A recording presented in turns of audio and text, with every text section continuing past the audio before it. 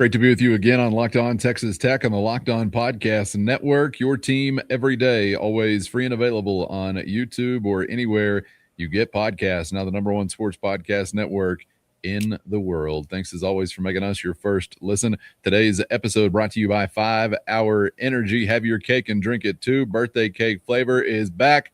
No fork required. Vanilla cakey flavor, caffeinated kick, and no sugar. It's party time. Order now at 5hourenergy.com or on Amazon. With the only Chris Level, I'm Casey Cowan. Chris, great to be back with you and great to be diving back into a Locked On Texas Tech special edition. It's the Matador Mob Mailbag. Your questions, our answers, following a wild and shocking week. And the number one question on the docket today that we will not get to because who has the answer? Why? I just want to go ahead and include it since roughly 1 million of you asked why. But we're on to other considerations, Chris. So on today's episode, we will get to, obviously, varied subjects. One of those being something you might not have anticipated diving into on this edition. What is in a name? Jones Stadium back to playing the name game, as you might have seen this week. AT&T will be no moss, slapping something else on the building or not. We'll get to that process. We'll also include an aside related to jersey patches we touched on just a couple of weeks ago, as a matter of fact. Want to get to, of course, back to hoops. Red Raider basketball back in town. K-State fitting the description of the next potential victim, and we all know what the Red Raiders will be without. And Big 12 Player of the Year, JT Toppin, now moving forward. And, Chris, there is a question about this new reality and how we readjust the bar for success and what we are looking at postseason-wise as being attainable. We'll get to that, but want to kick off the conversation with this question from Lance, and it's based on something that you mentioned in our most recent episode, I believe, and I think you're accurate in what you're saying because we've seen some precedent to this, but Lance asks it this way. You mentioned seating changing possibly because your team has changed. Regardless of what that could look like, would y'all agree or disagree it should actually be that way, that injuries could determine what a team seeding could be, even if, say, Tech continued to get wins but dropped one in Ames or maybe Provo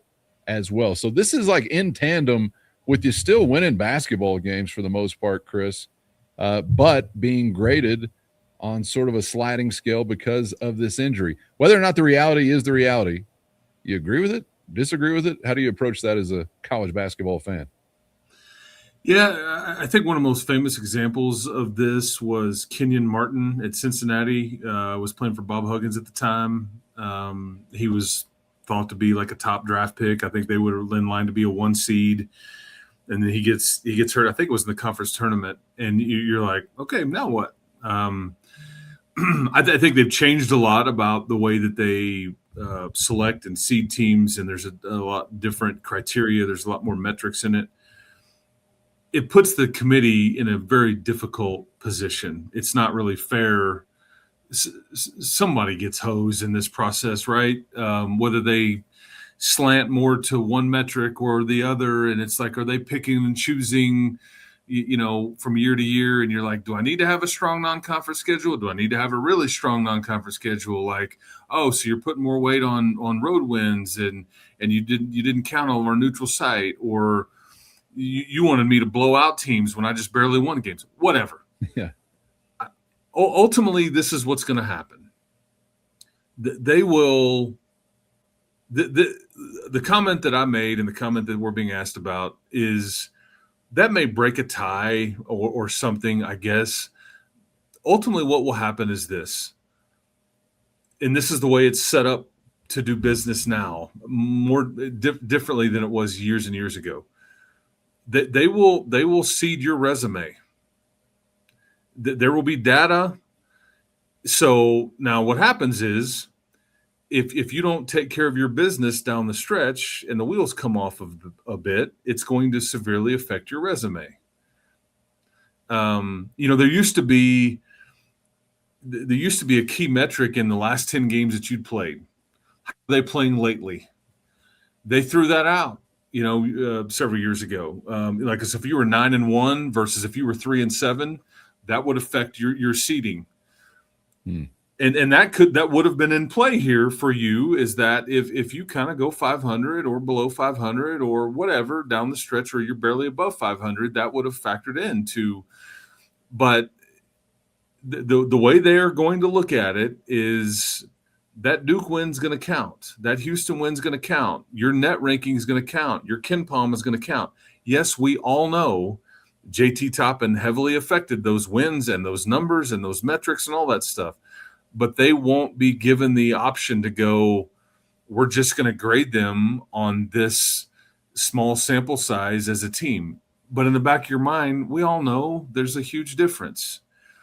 But you will still, if you take care of your business and you bring a lot of good data to the table when it comes time to ultimately select Texas Tech, that's why you've got to continue to scratch and claw for everything that you can get done here. Winning in Ames was going to be difficult anyways. I think the TCU game is a bit tricky. The Cincinnati game is a bit tricky too. Those two games are home games, but they're 6 o'clock tips. I don't know if I could say for sure. I just would have loved to have known, had you played Arizona State at 7 o'clock instead of 9 o'clock, if there would have been any difference. Maybe I'm overthinking it. I just think there's something to that. I worry about your home atmospheres with 6 o'clock tips. People are working. People have a hard time getting to these games. I don't worry at all about your Saturday home game. But bottom line is, if you can win those home games, and if you drop the 2 on the road, you're going to finish 12-6 in this league. I think that probably puts you in fifth, would lock you in at fifth. Now, that means you're going to play on Wednesday of the Big 12 tournament. You won't get the double bye. And then we'll see what happens from that. But those wins and losses aren't as heavily weighted as what would happen here in the last 5 remaining regular season games. Bottom line is, you are still working on your resume, your team sheet. All the metrics are still being factored in. That's what they will judge. So, yeah, there you go. The key component to me is you taking care of your business and then not extrapolating anything more than that when you're looking at the committee and what they're really emphasizing. I know it's not apples to apples, but I just was so peeved college football wise to see an undefeated major conference team left out because of an injury, where I feel like you're kneecapping the other 85 guys or whatever and saying, well, you can't overcome that, so don't even bother. There's just something that bothered me so greatly about that. It's not going to be that way in this situation, but it requires taking care of business. If you stumble, bumble, and fall just entirely down the stretch, well, then, yeah, your seating will be worse and you'll deserve to have it be worse. But I don't know. I'm highly intrigued to see Texas Tech hopefully taking advantage of some home opportunities. Do you make anything interesting on the road? Well, you still do have the same head coach that we were talking about just a few days ago, in the context of just getting used to the improbable being pulled off. So maybe there's still a little bit of that wizardry remaining this season. Thank you for that question, Lance. This question here, let's get to a bar for success, because we're all kind of readjusting here this week, as we talked about yesterday, Chris, or a couple of days ago. What year is it? I don't know. This week has been an untimed week. There's no doubt that the reality changes. So, like, Brock is asking, Amanda is asking, also Matthew asking about what we would consider now to be a standard for success in the postseason. If we're no longer necessarily thinking this team could compete for a national title and it wasn't that or bust. I'll just say personally, I didn't feel that way, that it was that or bust, but they had that capability. Where are we now when it comes to some noise making in the tourney? And by the way, I'm asking you before we've seen this team in this form yet. So go ahead and take a flying speculative lead. Man, what do you think?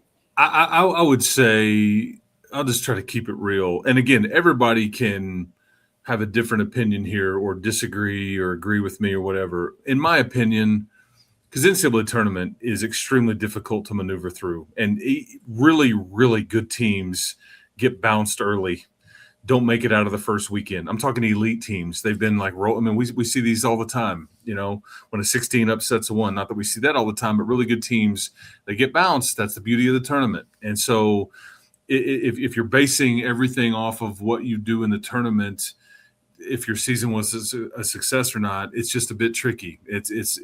But I would phrase it this way. The previous version of your team with JT and healthy and a fully healthy team, I would have said that everybody would have been well within your right to say, if you don't make it at least to the second weekend of the tournament, you should be disappointed, because this team had the ability to get deep into March and even maybe make the Final Four, which is so hard. People toss around national title contender. I feel like that there's like 15, 20 teams that everybody's been tossing around like they got a shot, and Texas Tech was one of those, but like there's not really that many national title contenders, okay? Not that many teams have ability to win 4 games in this tournament, much less all 6. Now, without seeing everybody, I just feel like any work you get done in the tournament is house money. First, today's episode brought to you by 5 Hour Energy. Welcome to the 5 Hour Energy Flavor Draft. And we're looking at every aspect of the draft to let you know which tasty flavors are the number one picks and which sleepers are waiting to be discovered. The board is set, the flavors are ready, and only one is going to take the top spot. As you already know, 5 Hour Energy has a wide variety of flavors and something for everyone, giving you a boost with 0 sugar. Maybe it's the lottery pick, the cream of the crop, a fan favorite, peach mango, ripe peach flavor on the first sip, and mango to add that tropical depth and sweetness, smooth and well-rounded with an aromatic finish, or possibly a sleeper pick, ready to become a household name like the Confetti Craze, a delicious blend of rich and buttery fresh-baked confetti cake, smooth vanilla frosting, and a sprinkle of sweetness in every sip. Find your new favorite 5 Hour Energy Shot flavor today, available online through Amazon or at 5hourenergy.com. Today's episode brought to you by FanDuel, and the Winter Games are officially here. And if you're anything like us, you're locking in for events you only get to see on the biggest stage every 4 years. And that's why following the Winter Games on FanDuel just makes sense. From medal counts to individual events to finding your angle on the sports you care about most, FanDuel gives you more ways to stay connected to the action. The drama of curling, where the intensity keeps ratcheting up, or speed skating races decided by mere inches. FanDuel electrifies the entire Olympic experience from start to finish. The Winter Games are on, and there's no better way to follow than with FanDuel. FanDuel, play your game. Without seeing everybody, I just feel like any work you get done in the tournament is house money. You're gonna be a bit vulnerable. Okay, I don't know what the seeding will look like because we don't know how you'll finish this thing out. But you have the ultimate answer with JT. You had a run extender, a run stopper, one of the best players in the country, an experienced guy, all the stuff. And now in that first round of the NCAA tournament, I would say everybody would be well within their right to be a bit puckered up. because I mean, so I don't care whether you're a 3 seed, a 4 seed, a 6 seed, whatever. I mean, you're going to be dealing with some meat on that bone now, and anything you get done in that tournament to me is, you should feel good about it, just because of the hand you've been dealt here. Yeah, I kind of go back to a prior Red Raider expectation before a run to a national final, before a run to repeat Elite Eights, before repeated runs with multiple head coaches to special places. I'm going to go back to kind of that point in time prior to all that and just be talking about, if you're sniffing anything Sweet 16 wise, I think Grant McCaslin and his staff and his team are doing an incredible job making noise in a tournament. I mean, that's hard enough itself intact. But if you could do that, that would be fantastic. We'll see. But yeah, you're going to have a lot of meat on the bone. There's no question about that. And again, this is before we've seen this iteration of the Red Raiders bounce a ball really at all. And I'm not qualifying, just some emergency minutes there to wrap it up in Tempe. So curious to see what the plan will be, as we talked about a lot this week, as you sort of reorient or kind of reinvent yourself. Speaking of that, Milo is asking about a reinvented, from a name standpoint, Jones Stadium. We're playing the name game. Reports indicating this week, Chris, AT&T Bon Voyage, Texas Tech will be opening up an opportunity for someone to slap a name on Jones Stadium at some point in the near future, whatever that actually means. I have to imagine that your market value may be at an all-time high right now, and certainly in a much different universe than when that agreement was made. I'm assuming it's been good to the Red Raiders and certainly was proudly welcomed whenever it was instituted. Never quite got the cell service figured out, Jones, but that's a conversation for another day. Freaking nightmare, man. Maddening. It's like in AT&T Stadium is like maddening to me. I mean, but yeah, Milo's asking about just and Milo and many others, by the way, just asking about any feel for what direction you think this might spin off into. Jones, the Gorilla Stadium. I mean, can't you just see it now? I mean, can't you just? I had a buddy send that to me, and I was like, man, David Smith's good people. He was recently on a road trip with us. That would be great. I've had people going, man, you know, Whataburger's got some extra coin. I love that. You know, in all seriousness, AT&T's been the namesake for many years here. I think there was a couple of different deals that they did, an original deal, then an extension, and all those things. You want to be careful about this. Like, you don't want to just, you know, I mean, I guess you can take the most money because this is going to be money that is allocated differently than maybe it was before. But your budget has different needs than it did before. And, you know, Texas Tech and, you know, Kirby and Cody and President Skubinik and the collection of Dusty Womble and all that, they'll have a thought. This is no different than like the patch on the jersey. It's just a different part and maybe a different price tag. You'll be careful of who you want to be in business with. What's the money that comes with that? But I think, to your point, it's pretty good timing, you know, to have this out there as an option. But typically these are financial institutions, these are casino deals, these are beverage distributors, or you know, there's kind of a, you know, so I'm not really sure what you'll come up with here. Let's just be careful.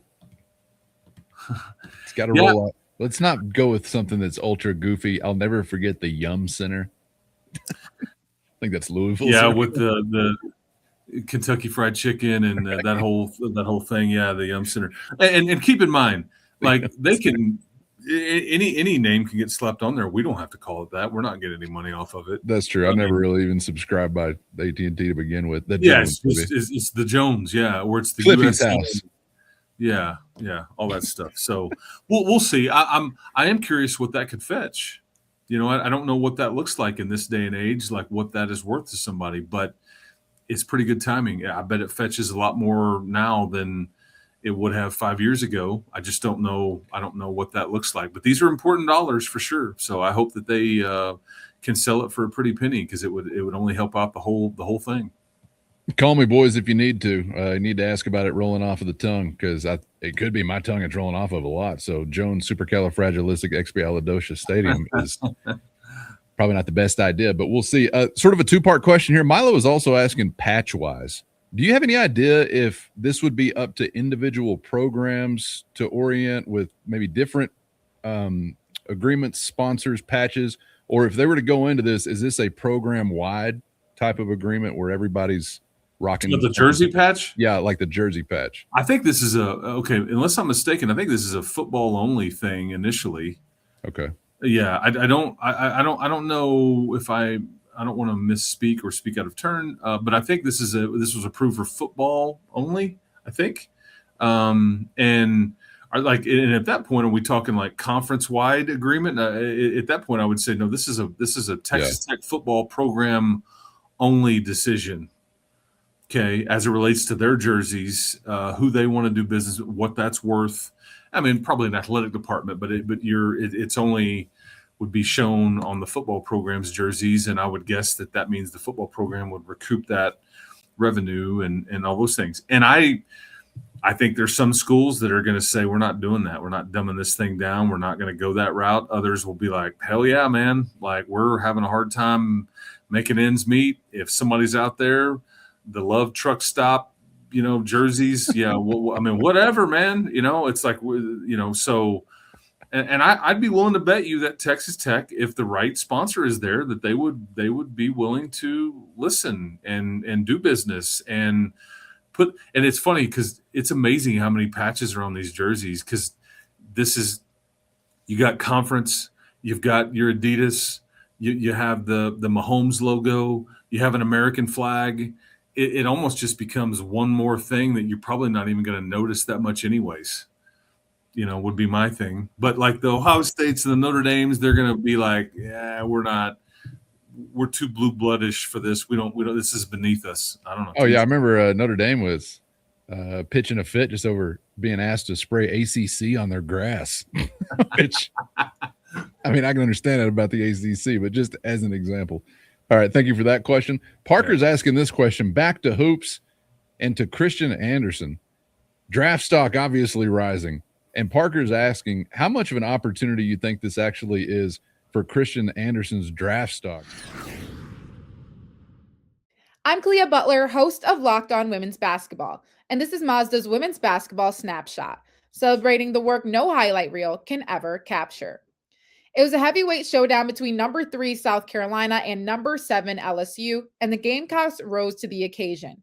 South Carolina secured a hard-fought 79-72 victory to stay atop the SEC standings, using a balanced offensive attack to outlast the Tigers. Tessa Johnson led the way with 21 points, while Raven Johnson added 19. Medina Okot dominated the paint with a double-double, finishing with 12 points and 17 rebounds, while Joyce Edwards chipped in 10 points to round out the scoring. With the statement win, the Gamecocks now turn their attention to a road matchup at number 23 Alabama on Thursday. These moments are earned off the clock, those long before the lights ever come on. The sweat, the fakes, the doubt, the scrapes, and coming back for more every time. Mazda puts that same drive into every detail. Wins define the moment, putting in the work, that defines you. There's more to a Mazda because there's more to you. Today's episode brought to you by Open Door Financial. And if you're a Red Raider balancing family and career this time of year, you're probably assessing the year gone by, forecasting for the future. And whether it's retirement, getting out of debt, leaving a legacy for your kids, or more, here's the thing. Open Door Financial is the one that's doing it the way that's best suited for you and your family's interests. Most advisors trying to sell something hit quotas, only working with clients with huge investment minimums, but that's not how they do it at Open Door Financial Advisors. And Chris, even better, it's a Red Raider that you're going to be talking with. Founded by a 2007 Texas Tech grad right here in Lubbock, and now over a decade and a half spent helping Red Raiders. Yeah, Cowan, Derek lives in Lubbock. He's buying pizzas for the campers out there for before these football and basketball games, things like that. He gives back. He's a trusted Texas Tech guy. I know that so many people out there, whatever they're trying to do, they want to do business with fellow Red Raiders. This is your man. So, Derek Finley, phenomenal guy you can trust. And it doesn't matter if you're flush and trying to figure out what to do with it, or if you're just trying to budget and trying to get out of debt, anything in between, he's your guy. He will take care of you and get you pointed in the right direction. That's right. Over a decade and a half serving Red Raider families across the country, one simple mission, helping you gain financial freedom and peace of mind, no matter where you are starting from. And it's a subscription-based fee-only model, so never earning commissions on anything they're selling you, which means no hidden agendas, no investment minimums, only straightforward advice, all while living by West Texas values, truth, and grit. So if you're ready to work toward financial freedom, visit opendoorfa.com, opendoorfa.com to connect with Open Door Financial Advisors, honest guidance for Red Raider families who want to take care of what matters most. Parker's asking how much of an opportunity you think this actually is for Christian Anderson's draft stock. And how could it be based on how productive he is during this stretch with Toppin's now unfortunate absence? I mean, he's in the limelight. There ain't no doubt about that. Yeah, I would say that prior to this injury, I think much like JT, maybe not as much as, but I still think there was a possibility, tilted towards strong possibility, that he would have returned. Again, this is all about business. If everybody's on board and the price is right and it makes sense and we can put enough around, I think that would have been a conversation that would have been. I don't know if this changes anything or not. I don't know if how he plays and he's everywhere from. I mean, we've talked about this part. I've seen him everywhere from like the 20th pick in the draft to undrafted. And again, the mocks are just there for us to click and discuss and all that. Typically, they are put together by scouts. And the scouts aren't usually the ones that are the decision makers in these organizations. So that's why you see somebody pick 15th in the draft that wasn't listed on any mock or wasn't listed as a first rounder by anybody. Well, it's because scouts were largely the input folks on putting all the mock drafts together by, if a writer's like, hey, I know 10 NBA scouts, this is kind of their thought. Well, they put it together. Well, that's not who's making the choice when they're on the clock and going, this is who I want. And then you get finances into it. Hey, I'm going to draft a European guy and stash him. I don't want to spend any money. There's all that dynamic that comes into play too. I say all that to bring up, I don't know if we have a realistic feel for what his actual draft stock is. Do I think he's much more in the mix now than before the season started? 1,000%. But this is only meaningful to him if he's a guaranteed first-round draft pick. At that point, you have decisions to make, or you're gambling. You're rolling the dice and you're taking a chance. That's why I say I don't know if he is a guaranteed first-round draft pick, and that's why I think that he could. There could be, but maybe he is. Again, all it takes is the one. It just takes the one team. Now, the problem with all this is, though, that process takes place in mid to late May. The portal is going to open up the day after the national title game. And at that point, you probably need to know, hey, you doing that or you doing this? Just similar to how they did it last year. It was the first things that were done. We got JT and Christian back, and everything gets built around them. So we'll know pretty quick. Yeah, I would think. Because Darion Williams, I think I want to go to the NBA. Okay, good luck to you. And then when it goes poorly, I just don't know if you would be in a position to go, you know what, I'll wait and scoop up an NBA tryout guy that it didn't go, that's a lot of money. That's a lot of like, who is that individual going to be? And then can we actually get them? I mean, that's a lot of gambling. Go on and do it though. C4, I'm all right with it. Take over the world to finish out this season. Slot yourself as a lottery pick. I got no problem with that. I would hope so. He's just such a great kid, and I will wish nothing but the best for him with whatever happens. I just wouldn't rule out any of these options, I guess, at this point. But we'll know sooner than later, I think. I mean, it's kind of crazy because you felt like, some days you felt like you had two Batmans, but you did have a Batman and a Robin, I think, clearly, with all due respect to Robin, who's now got to put on the Batman tights. Is he fitting those tight? We don't know, but he's going to have a shot. I'm excited about it because I think a player like him has probably got a sort of inclination to be rising to a challenge like this, as opposed to, certainly not shrinking away or anything like that. And he'll get treated differently, I'm sure, by some defenses and all that good stuff. But and you're asking, we're talking about all this after what? He scored enough points and all that, but it was just like I haven't seen him that out of rhythm or not have a good feel for the game. This is just my opinion personally. We have such a high bar and expectation for him, some of which may not even be fair, but he's kind of created these own set of expectations. But I saw Arizona State kind of, because when he's out of rhythm and it's not really, you don't have a good feel for it, it's like everybody else is too. He wasn't alone in this, but it's like we're talking about this fresh off of what was, a game where he struggled, and they all did, but the 17 turnovers, that's just what get attached to the point guard or the player with the ball in his hands the most, or the decision maker and all that. That's right, wrong, or indifferent. That's just how it goes. No time like the present to bounce back and start a great run. We've seen, think about some of those individuals who just found the month of, say, March or so to their liking. I think about like Ronald Ross. It seemed like almost individually spurring on a team to the Sweet 16. And maybe somebody will do that this time around. This question here will stick with hoops, and thank you for that question. This one from Jeff. who says, I love Grant, but I worry about the injury. I worried about injury with Toppin or Anderson given their workload. I'm not saying that led to the injury, but my question is, do you think Grant could change philosophy around managing minutes with players after what happened to Toppin? I mean, these are questions that get asked when bad things happen. I just injuries happen in sports, man, and frustrating injuries happen in sports. JT was here to hoop. JT was here to be on the floor as many minutes as you needed him to be, and this is what he wanted.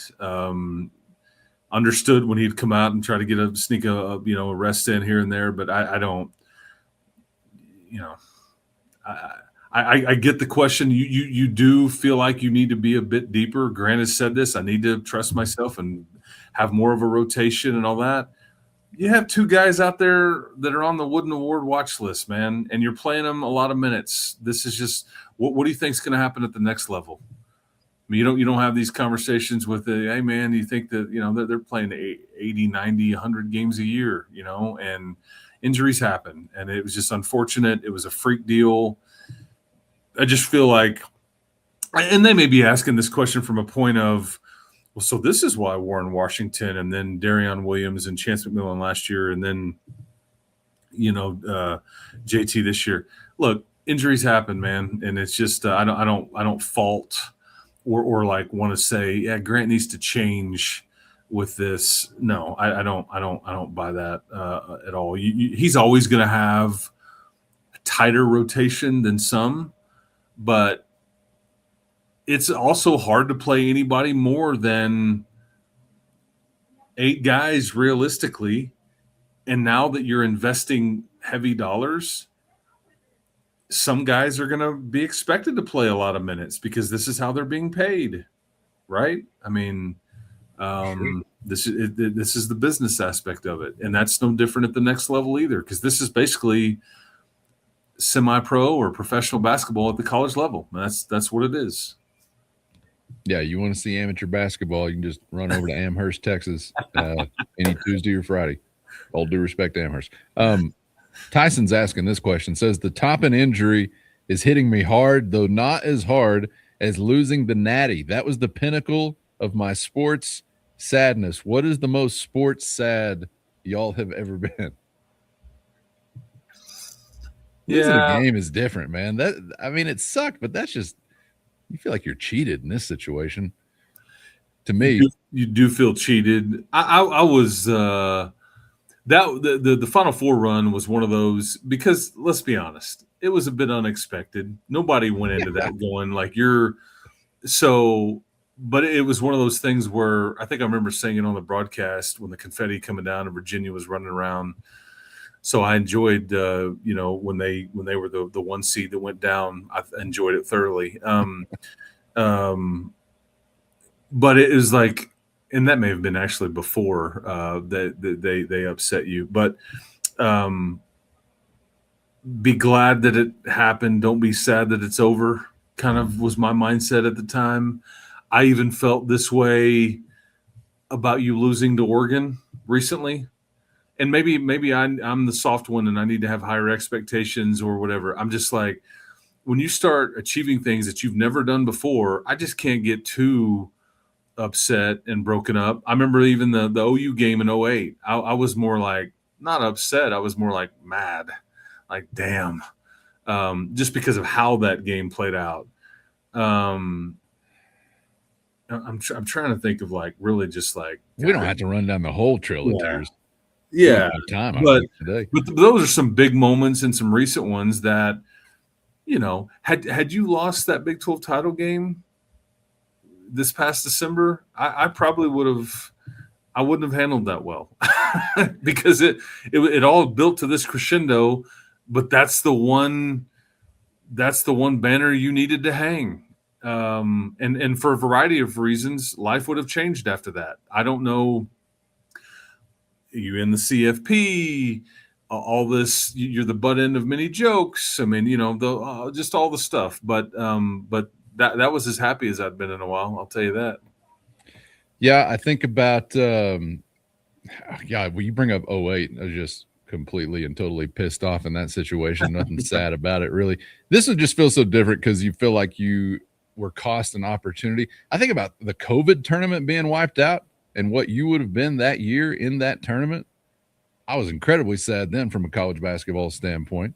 Never got to live that one out. As shared by some others, Chris, that I just want to throw in 1977 Rodney Allison injury that rocked the Red Raider world. And also Norman Ruther, academically ineligible in 1966, had to forfeit some wins. Come on, Norm. That cost you a shot at the Southwest Conference Championship. That was being shared with by some Locked On Texas Tech viewers and listeners, throwback-wise. Can I tell you, however, this is outside of the Red Raider universe.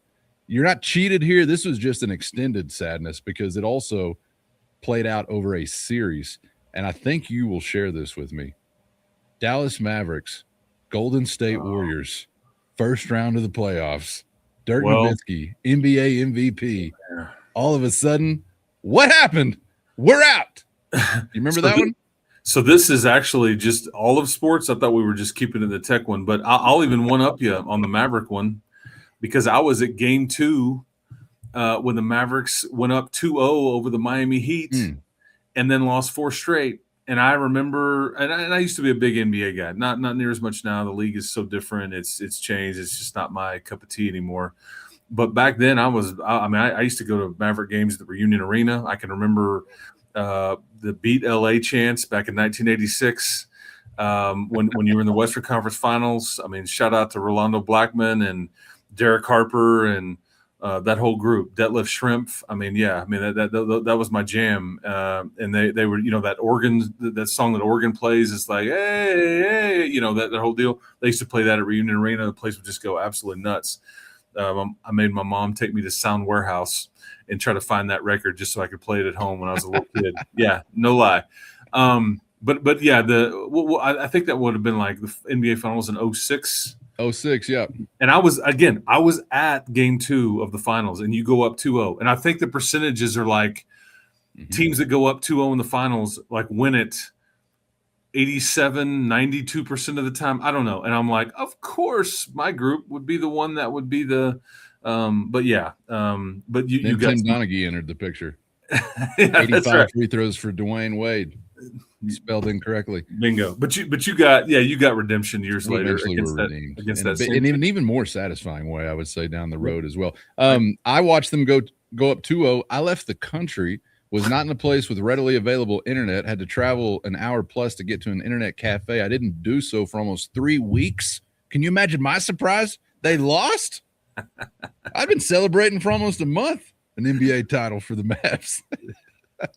So, yeah, that one was shocking. And who knows what country you were in, but you may have seen some Maverick Championship That's right. t-shirts. That's exactly right. They were there just a few weeks later. Yes, there you go. Fresh off the boat. All right, thank you for that question. This question here, a popular one, kind of surprisingly to me this week, Chris. We had this question from Scotty, from Ben, from Lisa, from Trisha, also from Monty and Eric. Basically, the gist being this. Is there any possibility outside the box thinking wise that JT could be in not only for another year with Texas Tech, but possibly something that extends his stay even further because of a red shirt next year? I'd love to pick your brain about that one, but to hear the answer, you'll need to be a Matador Mob insider. So hit the show notes and find the link to a free 14-day trial for those on the outside. This is where we leave you. Make sure you're subscribed on YouTube or anywhere you get podcasts so you never miss a thing, and become a Matador Mobster today for less than a cup of coffee a month so you can get the full Mailbag experience next week. Hope everybody has a great weekend, and hope to see you at the arena for some Red Raider hoops. K-State coming to town. Chris, thanks for all of your time, regulation, and beyond. We are on to the OT. It's a great question to wrap it up with. It's funny that is asked, actually. But, yeah, appreciate everybody's time all week. Thanks for putting up with us. Thanks for consuming some of these other shows that we've done with some other folks. And tough week, but hey, man, better times ahead. Everybody gonna be okay, and just keep swinging, keep battling, and guns up always, and keep hope alive. Hope to see everybody at the USA tomorrow, and an unnamed Jones AT&T Stadium coming up this fall. How about that? Yeah. There you go. Thank you to the everydayers and the all-the-timers for always being out there. And, of course, the Matador Mob, that link to a free 14-day trial in our show notes right now. Your direct line to Chris and myself with one-on-one text sent straight to your phone. For Chris, I'm Casey. Thanks, as always, for the time. Hope to see you back for the next round on Locked On Texas Tech.